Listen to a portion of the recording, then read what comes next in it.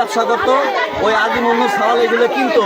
ওদের সাথে বন্ধ হওয়ার পরে ওরা ডাইকে নিয়ে আমার ভাই গোপালগঞ্জের মুকসুদপুরে ৩ মাস পর মিলল নিখোঁজ এক যুবকের সন্ধান, তবে জীবিত নয়, মরদেহ হিসেবে।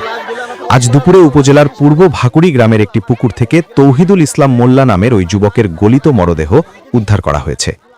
পারিবারিক সূত্রে জানা গেছে, গত বছরের ১৬ ডিসেম্বর মাছ ধরার কথা বলে বাড়ি থেকে বের হয়ে আর ফেরেননি ৩১ বছর বয়সী তৌহিদুল।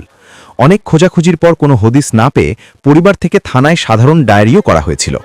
দীর্ঘ ৩ মাস পর আজ স্থানীয়রা গ্রামের একটি পুকুরে কচুরিপানা পরিষ্কার করতে নামলে সেখানে একটি মরদেহ ভাসতে দেখেন।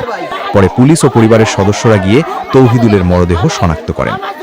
মুকসুদপুর থানার পুলিশ ঘটনাস্থল থেকে মরদেহটি উদ্ধার করে ময়নাতদন্তের জন্য গোপালগঞ্জ ২৫০ শয্যা বিশিষ্ট জেনারেল হাসপাতাল মর্গে পাঠিয়েছে।